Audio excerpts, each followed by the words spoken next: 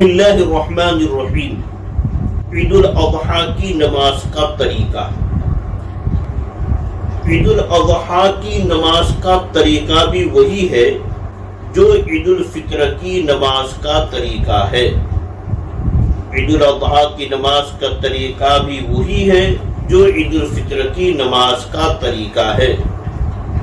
الحمدللہ میں پیغام حق و صداقت جو چینل ہے اس پر اپنے ایک ویڈیو بھیج چکا ہوں، جس میں میں نے عید الفطر ہو یا عید الاضحیٰ ہو ہمیں کس طرح نماز پڑھنی چاہیے، میں نے سنت کے مطابق اس میں بتلانے کی کوشش کی ہے۔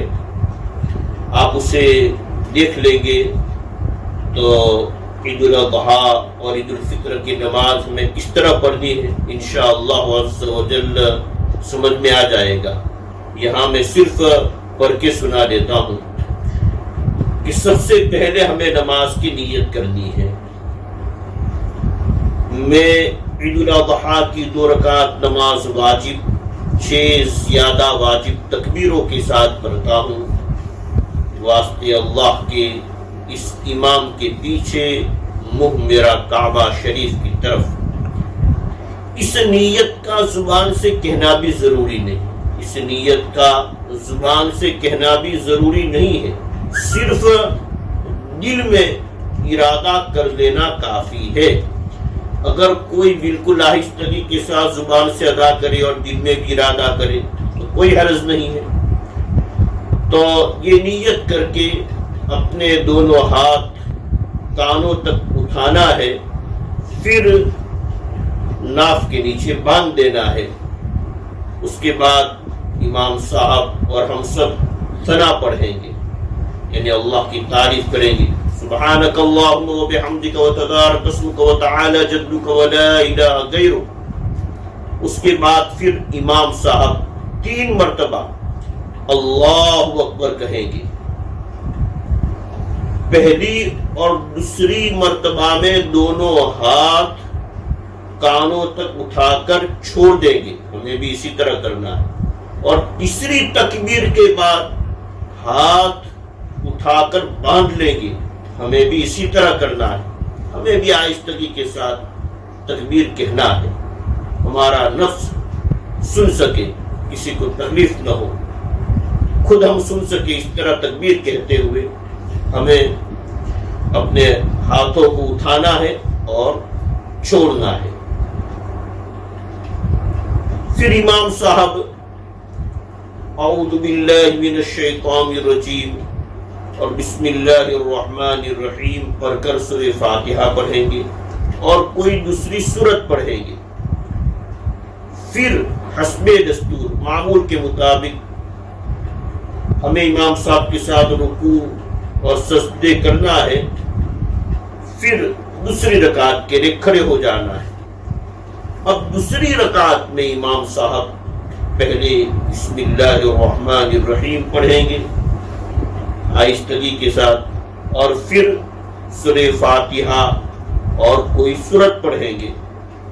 اس کے بعد پھر امام صاحب 3 مرتبہ اللہ اکبر کہہ کر اپنے ہاتھوں کو چھوڑیں گے۔ ہمیں بھی ہر مرتبہ دونوں ہاتھ کانوں تک اٹھا کر بالکل آہستگی کے ساتھ تکبیر کہتے ہوئے چھوڑ دینا ہے۔ پھر چوتھی تکبیر کہہ کر امام صاحب ہاتھ اٹھائے بغیر رکوع میں چلے جائیں گے، ہمیں بھی آہستگی کے ساتھ تکبیر کہتے ہوئے رکوع میں چلے جانا ہے۔ یہ 6 تکبیریں زائد ہے، یہ 6 تکبیریں زائد ہے، زیادہ ہے۔ 3 پہلی رکعت میں اور 3 دوسری رکعت میں۔ یہ تکبیریں اور نمازوں میں نہیں کہی جاتی، مگر عید کی نمازوں میں ان 6 تکبیروں کا کہنا واجب ہے۔ پہلی رکعت میں 3 تکبیریں ثنا کے بعد اور قرات سے پہلے کہی جاتی ہیں، اور دوسری رکعت میں 3 تکبیریں قرات کے بعد اور رکوع میں جانے سے پہلے کہی جاتی ہے۔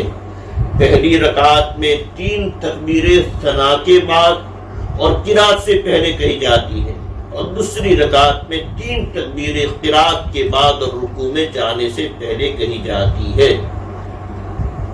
نماز سے فراغت کے بعد امام صاحب خطبہ پڑھیں گے، اس کا سننا واجب اور ضروری ہے۔ جس طرح نماز عید کا پڑھنا واجب ہے، اسی طرح خطبہ کا سننا بھی واجب ہے، اور یہ افضل اور مستحب ہے، اور یہ افضل اور مستحب ہے، بلکہ صحابہ کی سنت ہے کہ اپنی جگہ پر بیٹھ کر ہی خطبہ سنا جائے،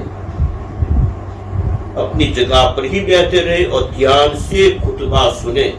اگر پیچھے خطبہ کی آواز نہ بھی پہنچتی ہو پھر بھی دھیان لگانا ضروری ہے، اور اگر کوئی مجبوری ہو تو پھر آگے پیچھے ہو سکتے ہیں، کوئی حرج نہیں ہے، لیکن بہتر اور افضل اپنی ہی جگہ پر بیٹھ کر خطبہ سننا ہے۔